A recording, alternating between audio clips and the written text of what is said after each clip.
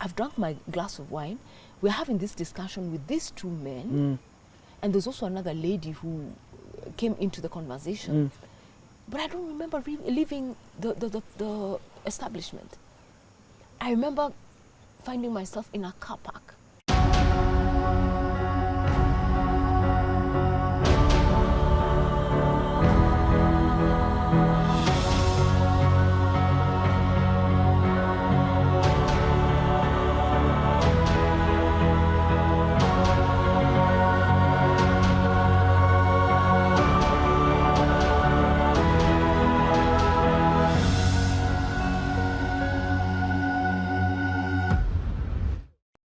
Well, a very, very warm welcome to the Goldmine Show. We absolutely excited just to bring this show to you. As always, man, absolutely happy to keep reminding you that no matter where you're at, no matter what's going on, no matter what's up, there is greatness on the inside of you. You are a gold mine. Sometimes the gold goes through some dust and some patches and all of that stuff, but it never diminishes the value of the fact that it is still gold. Want to invite you to follow us on the Goldmine Show on Facebook, on Instagram, on TikTok, and also subscribe right here on YouTube. And let's keep building a great community, a great gold mine community that believes in the collective greatness of every single one of us, both as individuals and collectively, to the greatness of all we could ever be. Now, today's show, I want to just let you know, it is an amazing show. It is transformation. It is rich, it is powerful. And I want you right about now, just go ahead and share and invite folks just to watch it, because this is gonna be an amazing one, man. I've got a guest who has had an amazing journey, has had some struggles, has been in alcoholism, has gotten into addiction, and who is like God, man, she lives to tell the story. And I want to introduce this amazing, amazing friend of mine who has an amazing, amazing story. Without any further ado, the beautiful and amazing Nkatha Mwenda. Wow. So good to have you, man. I'm so happy to be here. Yeah, Karibu Sana, man. Thank you. Did I just tell you, man, she's a TV host, man. This is what the Goldmine host TV host. How about that? And she's also absolutely passionate about nutrition. She is equally a nutritionist and probably a crusader of what you shall be hearing today, because she just wants to make a difference. Nkatha, so good to have you, man. Yeah, thank you so and much. Thank you for dignifying us with your time. Oh, man, I thank you for the Goldmine Show. Yep. It's lots of inspiring stories, Right. of hope. Right. And I've been glued since the very first time, you release something on YouTube. Right. So keep it up. Right, man. We believe that then these conversations transform a life or two. Yes. And many times I say, if I can just transform one, it may not even be two, but you never know who the one becomes. That's true. And how much difference then it makes, man. True. And your story I can tell you for free, but it's going to transform many people, man. Just like you, it was a struggle at the beginning to finally agree to share that part of my life. Right. And I'll take you back to March of this year. Right. March 2022. March 22, this year. March 22, yes. This year. Right. First, second, and third, I had a battle. Right. God is telling me, Nkatha, I need you to share your story on how I saved you. Right. Or from the shackles of alcoholism and tobacco. Right. I used to smoke like a chimney for over 16 years. And you don't even look at it, I must say. You don't even look none of that stuff. God's grace is sufficient. and obviously good nutrition and supplementation. Yep. So it was a battle. Yep. Because I recovered in 2016. Right. So this year, he's telling me, you need to share your story. And just like you're saying, it could be for that one person. Absolutely. I refused. Right. I could not go to work. Right. I could not concentrate on anything. I obviously lost the battle, and on the 4th of March, I just found myself doing a video and talking about the harmful use of alcohol and sharing on my platform on Instagram, saying very soon I will share how I struggled with alcohol. As a nutritionist, we speak on healthy living. Good nutrition means healthy diet. You need some physical activity. Then reduce those things that can cause harm, like the harmful use of alcohol, tobacco use, air pollution. These are all World Health Organization guidelines. And so that idea came up. Focus on non-communicable diseases and their causes. And when you talk about the risk factors, now God is telling me, when you get to reducing the harmful use of alcohol and tobacco, share your story. Right. And I accepted finally. I accepted finally. Everything then has fallen into place. Right. I first shared my story at an I Speak convention. Right. And I had gone there to speak about mental health nutrition because this convention was for the youth and there was international speakers. In fact, being in that forum humbled me. Right. And how I also got to be in the panel is another story of God's amazing grace. It was an amazing conference, man. It was absolutely, it was a talk of town, man. Just, oh my goodness. Just the panelists, the young people who came out. There was a young guy who was the convener of this event, bringing international speakers, this young man, you know. So it was really humbling to be in that panel. And I remember there's a lady who went up. Our segment was meant to be talking about what we do, yes?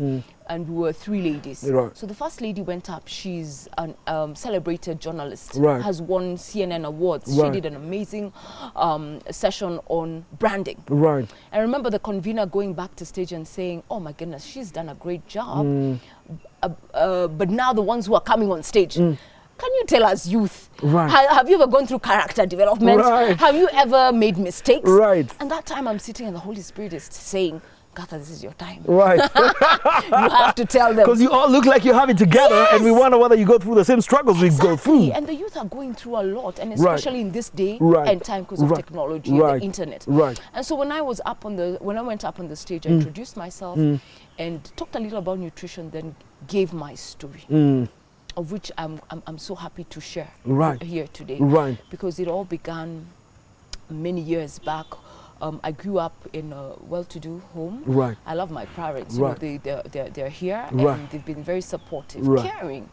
And I remember going through primary school as a very obese child. An obese child. Very overweight and a big deal. You know, we used to eat good. Every bagger in town, man. You do it. And every pizza around. And you know, children are very frank. We'd sit together and say, oh, you know, what do you want to be when you grow up? And I'm here saying I want to be, then we used to call them air hostess. And Nkatha is saying, then Jane Nkatha Mwenda, Jane. They know me as Jane. Oh, they know Jane. So they know Jane. Nkatha came late. So Jane is saying, I want to be a flight attendant, an air hostess.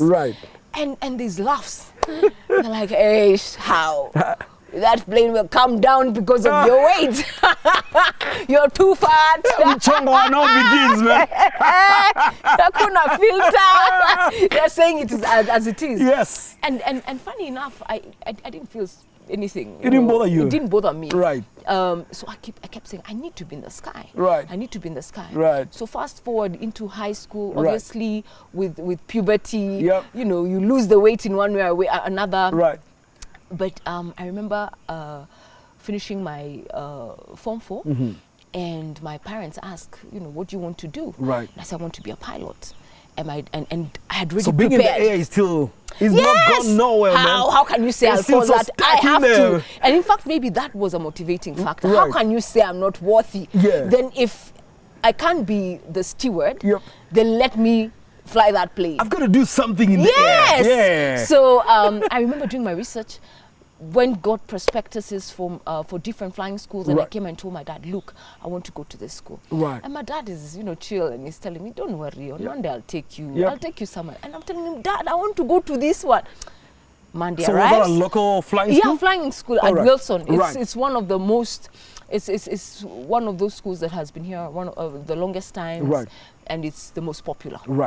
So I remember that day going to Wilson and he taking me to a flying school that was affiliated to the company he worked with. I never knew there was an aviation arm to the company. He worked in a motors company, one of the best. And we're talking about 20 years ago. And they were known as the best aviation maintenance company. And they obviously had a flying school. So he introduced me to the chief flying instructor, and my journey began. Oh, I loved the sky. Because when you're in flying school, you're flying, you and your instructor. Right. And you're doing circuits at Wilson, just because it's a pattern. You take off, there's downwind, and all that, and then you finally do approach. Right. And then you will also get trained in the local area how to do different maneuvers if you ever encountered such situations in the air, what to do. Right. So there's a lot of activity around that current area, and it's mostly students practicing. Right. Yes. Right. So it was a beautiful beautiful experience. I mean, your dream is coming true, man. Oh my goodness, it was really great. Yep. So there is ground it's school finally happening, and the flying hours. Right. And the greatest day of my life was my first solo.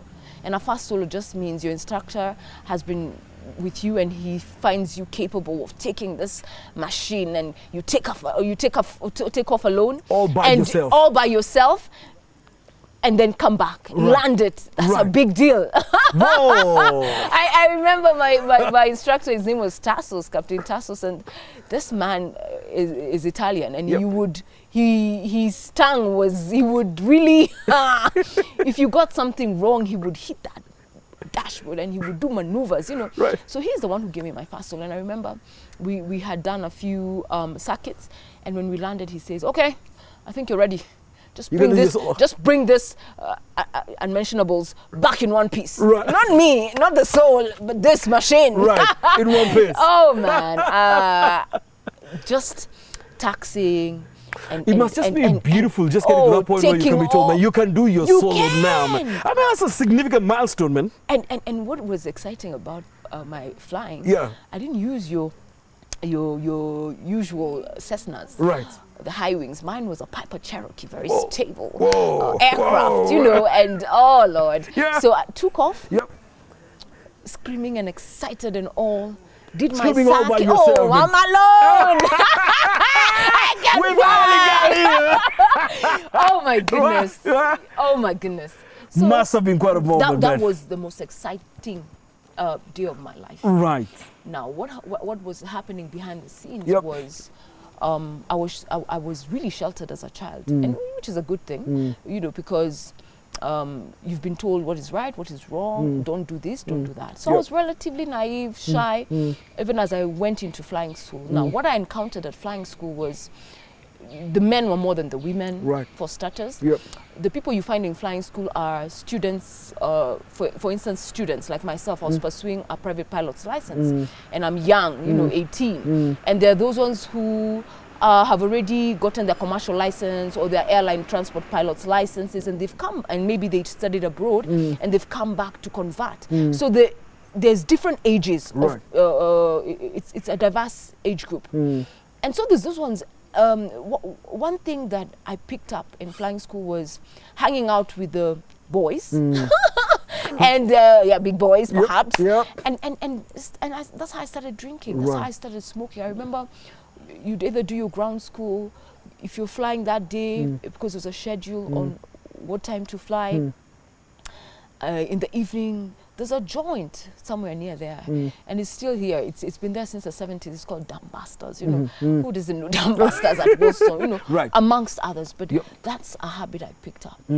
I would drink. It tasted not so good, but I was just doing what this new environment was exposing me to. You don't like the taste, but we flow with it. But it looks like it's fun. Right. And that's when I also smoked my fast. And, you know. So this is about 18, 19, I'm somewhere 18. thereabouts. I'm 18. You're 18 at that time. Right. I remember a classmate in high school also was in the same flying school, and she lived in Langata, so it was easy.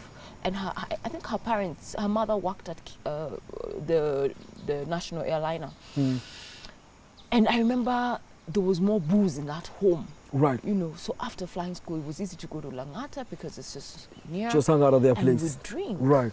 And remember, the age groups, they're different. I'm 18. We're drinking with 25-year-olds. Right. At times even 30-year-olds. Right. I've thought about all this after I reflected back. Then it was not a big deal. I was just in the mix. And the 30-year-old is okay to then offer pints to your 18-year-old. It was not a big deal. Yeah. And at home, I would sneak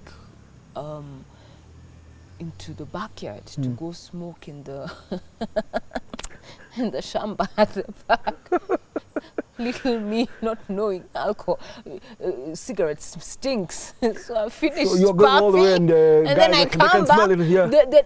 It's we lived in a big house, compound. Right. So I'd go hide myself, finish, try to eat gum. Then when I come back, the house girl is already telling me, Nkatha, what are you doing? And I'm like, what? And my parents, I think, noticed. And obviously my mother reached out and said, what are you doing? Those things are not good for you. And I'd promised to stop. But it never ended because now I was used to it. Yeah. Flying school was about 9 months to a year. I remember doing my ground tests. I remember the ground tests, you do 4 tests. And you do them at the directorate. Then it was the Directorate of Civil Aviation. And I remember the night before we were drinking with friends. And there was something fun about it. We'd joke, as long as you're sober 8 hours to flight. Or, you know, that jargon, because that's one of the rules, you know, to fly.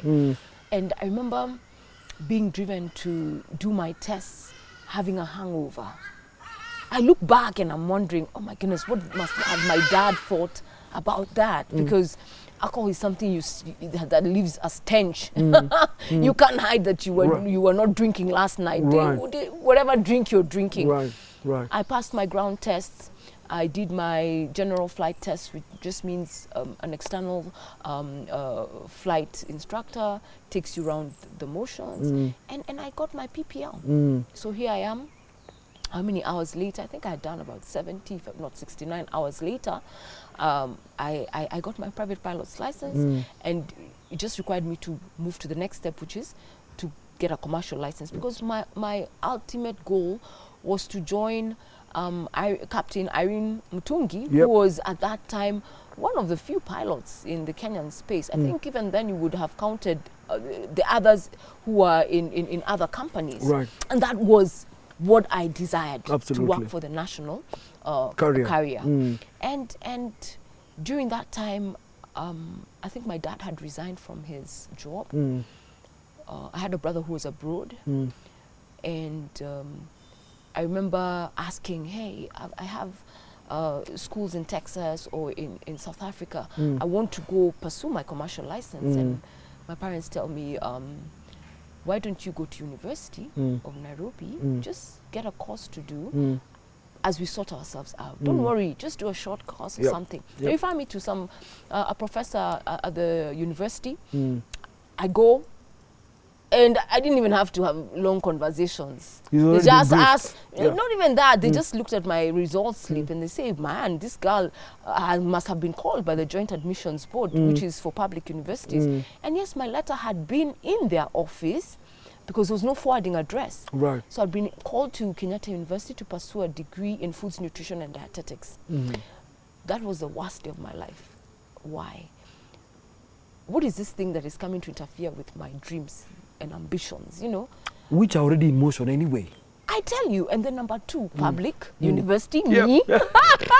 You know, and that I was maybe a bit spoiled. I mean, I was used to the private life, you know. And then I was saying, me? Yeah, I can't. Public. No way. Apana. No way. You see, I just can't. And I vowed I wouldn't tell anybody. Because I didn't get to see the professor. It was just at the reception. And I knew if I haven't met the professor, then he has no clue. So there's no way he's going to inform them. So when I went home, I was expecting this information to be for myself. I wasn't going to tell them I had been called to university. But I went home and it was celebration. My daughter has been called to university. Hey, by merit. Hey, celebration. Celebration. Yeah. And you know, oh, first girl, it is unique degree. It's a big deal. It's a big deal. It's a big deal, right? And I think that's where I must have gotten depressed, you know, because I'm already seeing I'm not going to continue flying. I could already sense it. So on one side, your folks are celebrating. Oh, they are. On the other side, it's for you, your dream has been curtailed. Yeah, because imagine you being called to university. Right. By merit. Right. And now already the story is, you can be a flying nutritionist. You can... They don't understand it is the public bit that was that was... It's that public bit that you don't like. That was not my plan. Even if it was a degree, I wanted to do aviation management or aeronautical in engineering or something. It wasn't in line with what I desired.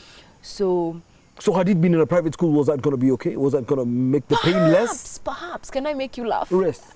I was in a high school. Yep. And there's these things they would call funkies. Right. I rarely went to those, but there's once we went to, I think, Mangu. Right. And we're in this beautiful bus of ours and Right. we're singing our songs. Right. It's an all-girls school. Yeah. And when we're coming What back... school are you in, by the way? It's called St. Lucie Kiriri. Right. Yes. Uh-huh. So I remember we're in this bus and girls, small girls, Yep. we're counting cars, Yep. we're counting buses. Right. And then this depolluted bus written Kenyatta University passes by and we all go like, Kenyatta University, ew.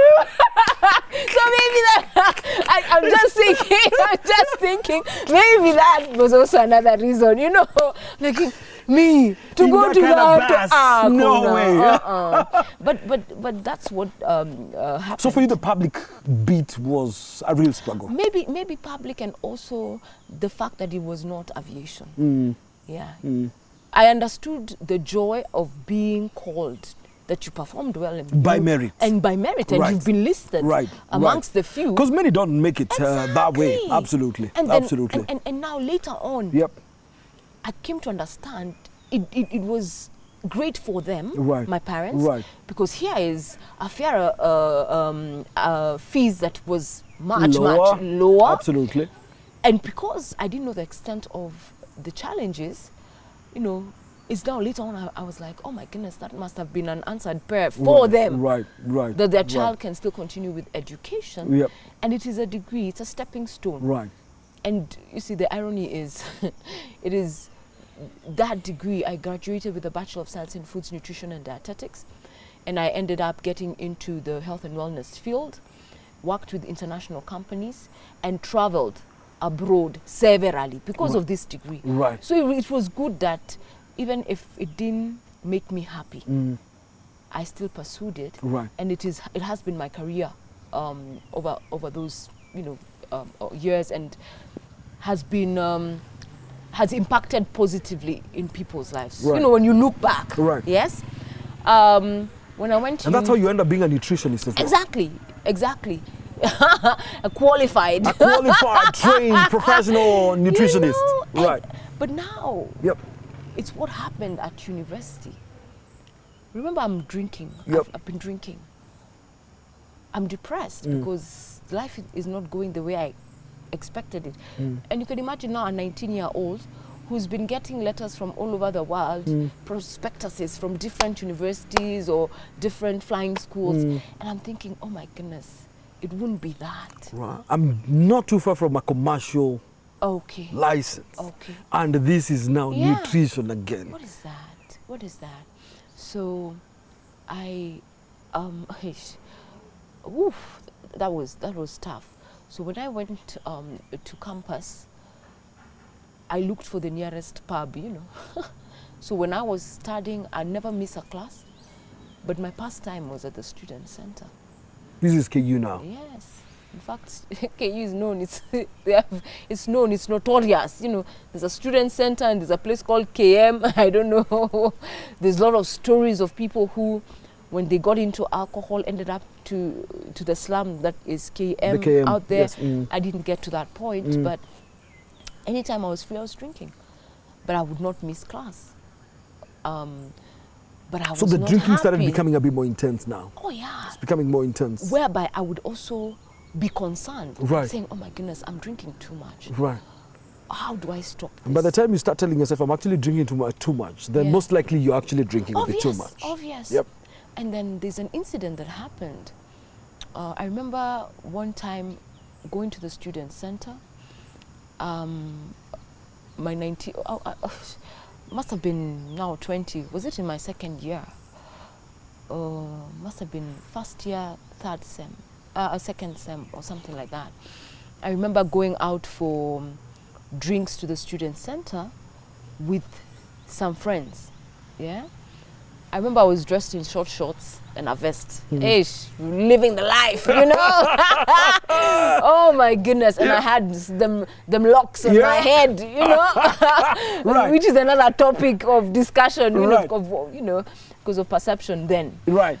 And I remember we went had drinks. But that day I knew I had taken too much, and I remember there was plans to go out after. And I was saying, hey, no, I can't. So we came back to my room. For me, I said, hey, there's a girl who was in the next cube. She was a good friend. And she's the one even who was like, hey, no, Nkatha can't go anywhere. Yeah.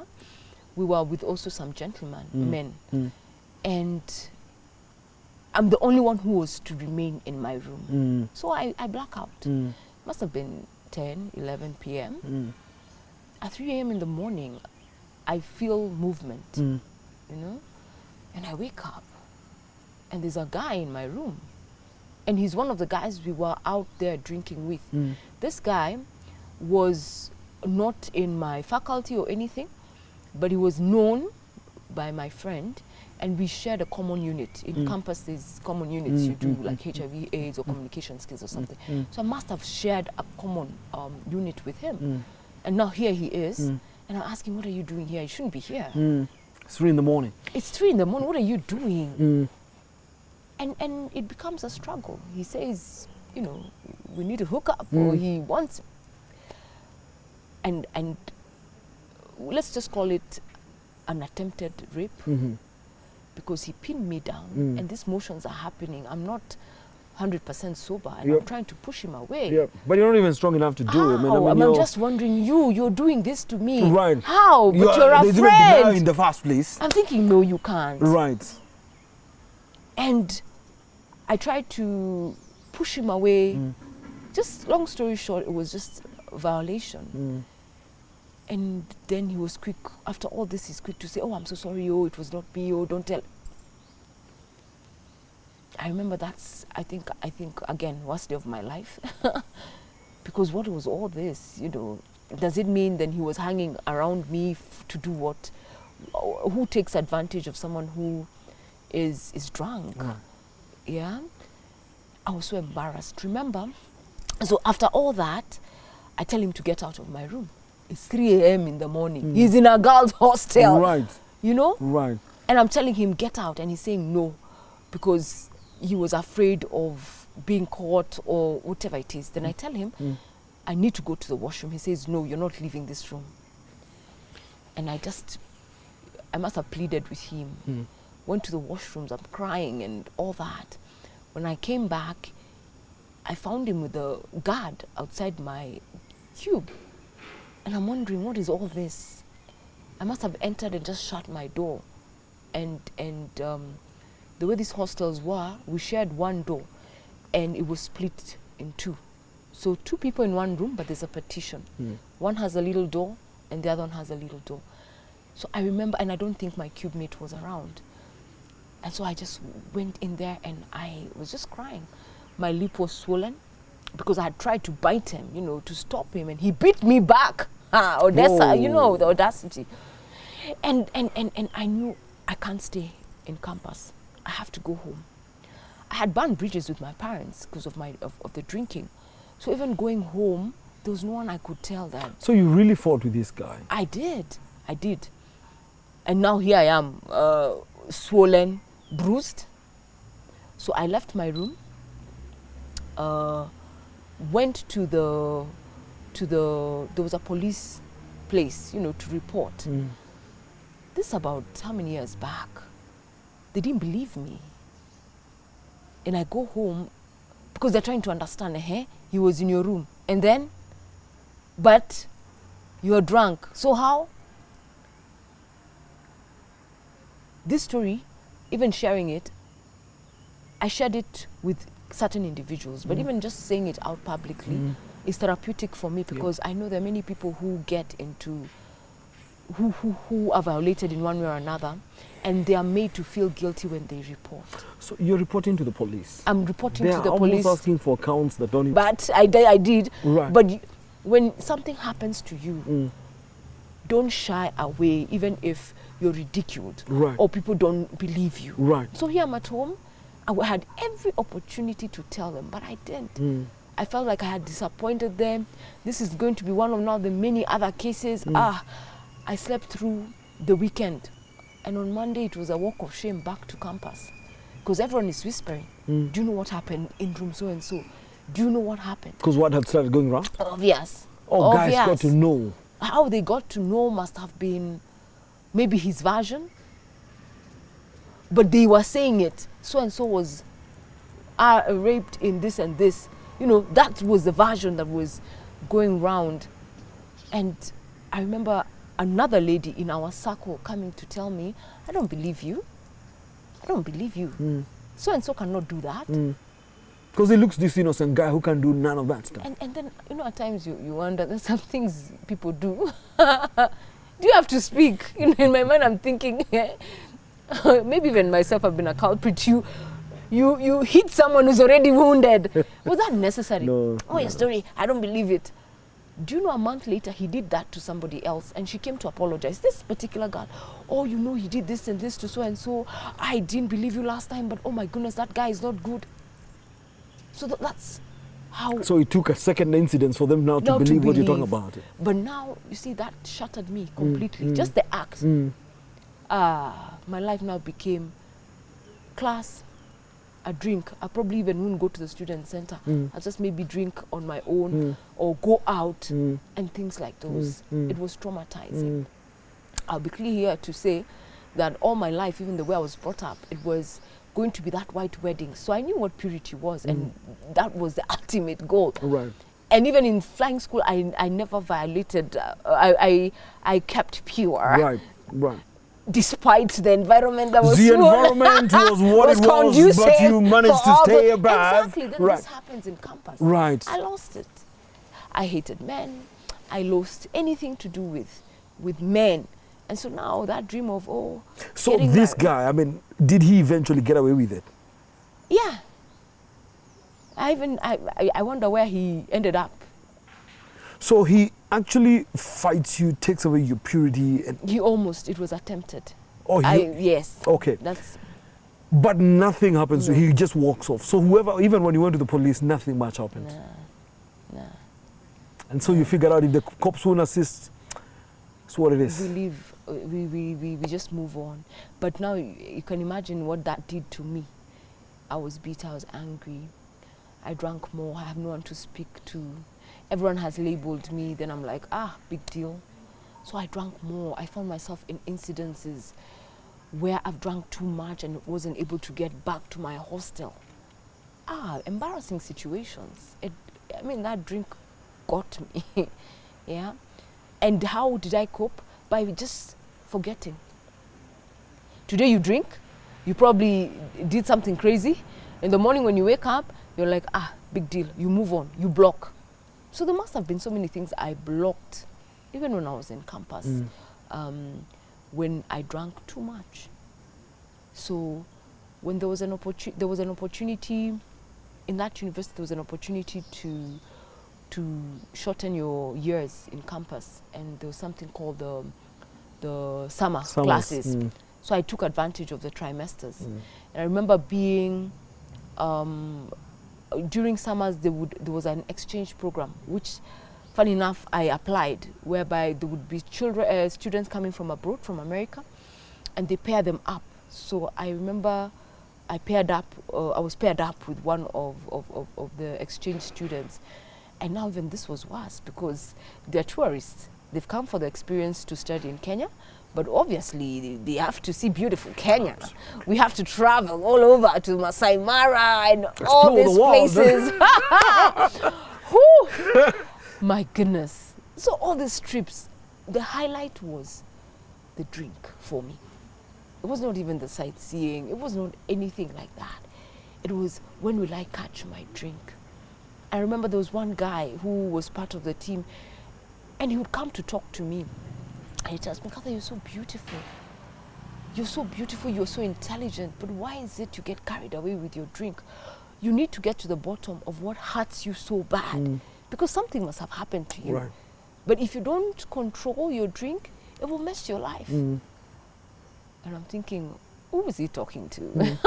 Because in the evening I'll catch a drink and life goes on. Yeah. So these are just highlights in campus. The joy is I graduated after the 3 years, and I had my Bachelor of Science degree in food nutrition and dietetics, and started the job hunt. I was an aggressive girl. Those were the days of floppy disks. I would not miss carrying my floppy disk. And in anywhere there was a printer, I would print it. I was pitching, you know, I can do this, I can do that, I can do this in terms of nutrition, health, etc., etc. And that's how I got my first job. Obviously through a recommendation from, I went for this party and there was someone recommended me. And this lady, oh, I love her. She's called Lucy McHome. Yeah, she relocated to America, but I would say that's a lady who held my hand. Right. I got into this company, but that lady, I really looked for her. I would call her every minute. You know, when you meet someone at an event and they tell you, okay, I've gotten your CV. Right. I'm traveling, but I'll be back on Wednesday. Oh, Wednesday. Hello, are you back? Yeah. We met at, and she'll tell me, okay, I'm traveling to Uganda, but I'll be back on this. Hey, are you back? Yep. Oh my God, I think it was persistent. It was too much. You're not letting off. Right. I actually look back. I love that enthusiasm, you know? And I finally got into this organization. I started off just by assisting her and finally got employed as the assistant product manager, because this is an international company dealing in food supplements and in network marketing, and because of nutrition education, that was what I was offering. Right. Just to go back a little, I was still drinking. Remember, the pilots I knew have either graduate, they are either first officers in a company here and there, and there are a couple of them I maintained contact with. Right. And any time we met, it was for a drink. Right. I remember, I share this because I know many people may have gone through this. Yep. and it just shows you how alcohol is not a respecter of anything, especially when you're hooked. Nothing. Right. So I remember meeting a good friend of mine, and I told him, you know, tomorrow is my first day at work, officially. Yep. Because I'd been a casual, and now this is the it's a formal official one, man. Right. I don't know how a drink. We started at 5 a.m. It was meant to be 1 or 2. At 4 a.m. when we were leaving. And you're meant to be reporting work in the morning. At 8. Do you know, my maybe drunken stupor at that time told me, it's okay, drop me at work. So he drops you at work? We leave this popular place that was on Koinange Street that was demolished finally. Right. And you know, you just go there to hang out because it has this eerie ambience. And we're just drinking, nothing else. Right. And laughing. Right. And I tell him, hey, I can't drive, but just take me. Take me. And the guy is saying, no, Nkatha, you need to rest. I'm like, no, I'm okay. I can handle it. He dropped me at work. Just to say, hush. That day, when I just sat at my desk, there's a girl who worked at the accounts office. She came and told me, Nkatha, you're not okay. Nkatha, you're not okay. And there's no way you will be seen in this state by your boss. Right. So already another guys from the warehouse, guys who I used to speak with are like, no, Nkatha. You can. Come, I show you where you will stay. Right. So until you just sober up a little. Yeah. So went to the warehouse and got a car spot where I put my head down. The girl at the accounts office, I think it bothered her. She just came down and she's like, get into my car. I'll take you to my house. You sober up. Right. Then tomorrow you come in, but Nkatha, you cannot afford to do this. Right. I won't mention it to anyone. Right. Because I remember my manager would come in a little, you know, at around 10 because she had meetings to do earlier. But I reflected on that day and I said, how does it get to that point? And this is day one. This is day one. This is a formal first day. Imagine. And that's how you're rocking in. And no one has ever had this story. But I'm putting it out there because many HR departments are struggling with employees who are perhaps good at what they do. So I'm just sharing that story because alcohol lies to you. It tells you you're a ninja, you can but do it. There's this pal of yours who looks at you and says, there must be something underneath that we need to check out. Yeah. And I'm just curious, did you get to process that thought?